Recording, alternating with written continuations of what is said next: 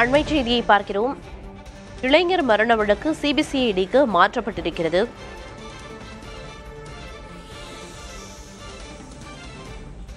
சிவகங்கை மாவட்டம் திருப்புவனம் இளைஞர் அஜித்குமார் மரண வழக்கு சிபிசிஐடிக்கு மாற்றம் செய்யப்பட்டு உத்தரவு பிறப்பிக்கப்பட்டிருக்கிறது.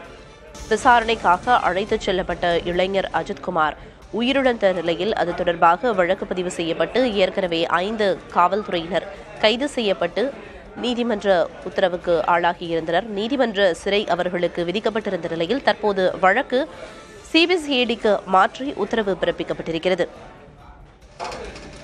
இளைஞர் அஜித்குமார் மரணம் தொடர்பாக 5 காவலர்கள் நீதிமன்ற காவலில் சிறையில் அடைக்கப்பட்டிருக்கின்றனர். சிவகங்கை மாவட்டம் திருப்புவனம் இளைஞர் அஜித்குமார் மரண வழக்கை சிபிசிஐடிக்கு மாற்றம் செய்து உத்தரவு பிறப்பிக்கப்பட்டிருக்கிறது. ஏற்கனவே இந்த வழக்கு தொடர்பாக 5 காவலர்கள் கைது செய்யப்பட்டு நீதிமன்ற காவலில் சிறையில் அடைக்கப்பட்டுள்ளனர்.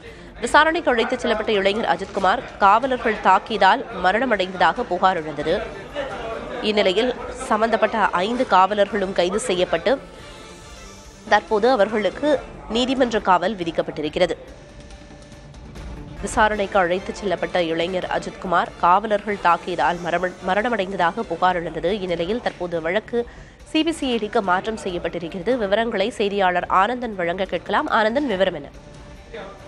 பிரியதர்ஷினி, இந்த வழக்கு காவல்துறை இயக்குநர் டிஜிபி சங்கர் ஜிவால் அவர்கள் தற்போது சிபிசிஐடிக்கு மாற்றி உத்தரவு பிறப்பித்திருக்கிறார்.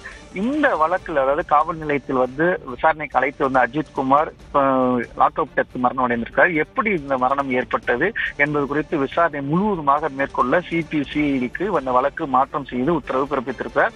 இந்த வழக்கு தொடர்பாக இதற்கு முன்பாகவே PNSS அந்த ஆக்டின் படி 196(2) அதே போல 2-3 பிரிவின் கீழ வழக்கு பதிவு செஞ்சிருக்காங்க. அந்த வழக்கு உட்பிரிவில் கொலை வழக்காக மாற்றுவதற்கான திட்டங்கள் இருப்பதாக தெரிய வருகிறது. எனவே இந்த குற்றச்சம்பவம் எப்படி நடந்தது, இதுல பின்னணியில் என்ன இருக்கிறது, எப்படி அவர் அடித்து கொல்லப்பட்டாரா, இல்ல வேற எதுவும் சம்பவத்தில் அங்கிருந்து அரங்கேறி இருக்கிறதா என்பதுக்குதான் முழுவதுமாக விசாரணை மேற்கொள்வதற்காக சிபிசிஐடிக்கு மாற்றி இந்த வழக்கு உத்தரவு பிறப்பித்திருக்கிறது. இந்த வழக்கை உடனடியாக இதுவரை தற்போது வரை என்ன மாதிரியான நடவடிக்கை மேற்கொள்ளப்பட்டிருக்கிறது, அவருடைய மருத்துவ அறிக்கை என்ன மாதிரி கொடுக்கப்பட்டிருக்கிறது, அதெல்லாம் சிபிசிஐடி அதிகாரிகள் தகவலை சேகரித்து அடுத்த கட்டமான விசாரணையை துரிதமாக இந்த வழக்கை மேற்கொள்ள திட்டமிட்டிருக்காங்க. பிரியதர்ஷினி, இளைஞரின் மரண வழக்கு சிபிசிஐடிக்கு மாற்றப்பட்டிருக்கும் நிலையில் அந்த விசாரணை தொடங்கி இருக்கிறது. குறிப்பாக இப்ப வரைக்கும் என்னென்ன விஷயங்கள் எல்லாம் இந்த விசாரணையில தெரிய வந்திருக்கு, சிபிசிஐடி எந்த இடத்துல இருந்து விசாரணையை தொடங்குவாங்கன்னு நம்ம புரிஞ்சுக்கலாமானது? பிரியதர்ஷினி, காவல் நிலையத்தில் அழைத்து விசாரணை செய்யும் பொழுது ஒருவர் லாக்அப் மரணம் அடைந்திருக்கிறார்.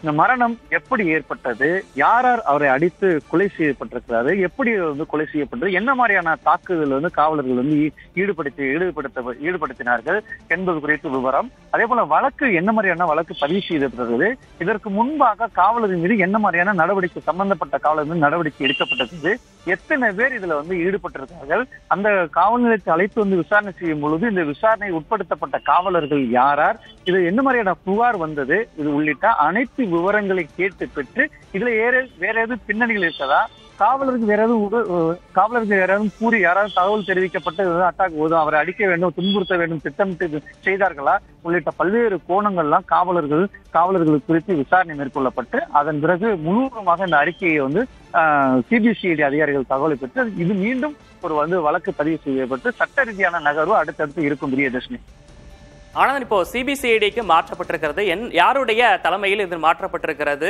தொடர்ந்து எதிர்க்கட்சிகள் பல்வேறு குற்றச்சாட்டுகளை முன்வைக்கக்கூடிய நிலையில் சிபிசிஐடியினுடைய இந்த விசாரணை எப்படி இருக்க வாய்ப்பு இருக்கு? ஒவ்வொரு வழக்கமே பொறுத்தவரை சிபிசிஐடி வழக்கு மாற்றப்பட்ட பிறகு மாவட்டத்தில் இருக்கக்கூடிய சிபிசிஐடி இருக்கக்கூடிய அந்த டிஸ்ட்ரிக்ட் ஆபீசர் ஐஓ ஒரு ஆளை நியமிப்பாங்க. அந்த துறை ரீதியா இருக்கக்கூடிய சிபிசிஐடி ஆபீசரை நியமிப்பாங்க. அதனுடைய பேர் இன்னும் சற்று நேரத்தில் தெரிய வரும். அவர் இந்த வழக்கு விவரங்கள் கையில் எடுப்பார். இந்த வழக்கு அவர் கையில் எடுத்த உடனே காவல் நிலையத்தில் என்ன மாதிரியான நடவடிக்கை பின்பற்றப்பட்டிருக்கிறது, குறிப்பாக என்ன மாதிரியான வழக்கு பதிவு செஞ்சிருக்கோம், முதல் தகவல், அவர் என்ன மாதிரி எப்பொழுது அழைத்து வரப்பட்டார், என்ன மாதிரியான தாக்குதலுக்கு அவர் உள்ளானார் என்பதுடைய விவரம், அவருடைய மருத்துவ பரிசோதனை செய்யப்பட்டிருக்கிறது அதனுடைய விவரம் உள்ளிட்ட அனைத்து விவரங்களையும் வழக்கு தொடர்பாக இந்த சிபிசிஐடி ஆபீசரும் காவல் நிலையத்தில் ஒப்படைக்கப்படுவார்கள். அதிலிருந்து அவருடைய வழக்கு விவரங்களை தொடர்ந்து அவர் விசாரணையை உட்கொள்வார்கள். அந்த விசாரணை உட்கொள்ளப்பட்டு அதன் மீது மீண்டும் கூடுதல் வழக்கு பிரிவுகள் வழக்கு பதிவு செய்யப்பட்டு அதன் மீது நீதிமன்ற தொடர்பான சட்ட நகர்வுகள் இருக்கும். தற்போது இந்த நடைமுறை தொடர்ந்து நடைபெறும். இந்த வழக்கை பொறுத்தவரை காவல் நிலையத்திற்கு அழைத்து வந்து விசாரணை செய்து அவரை வந்து அடித்து துன்புறுத்தி கொலை செய்யப்பட்டார். என்ன நோக்கத்துக்காக செய்யப்பட்டது, இது போன்ற விவரங்கள் யார் வந்து இது சம்பந்தப்பட்டிருக்கா உள்ளிட்ட விவரங்கள் அனைத்தும் கேட்கப்பட்டிருக்கும். விக்னேஷ், அடுத்தடுத்த விவரங்களுக்காக மீண்டும் தொடர்புகிறோம். தற்போதைய விவரங்களுக்கு நன்றி ஆனந்தன்.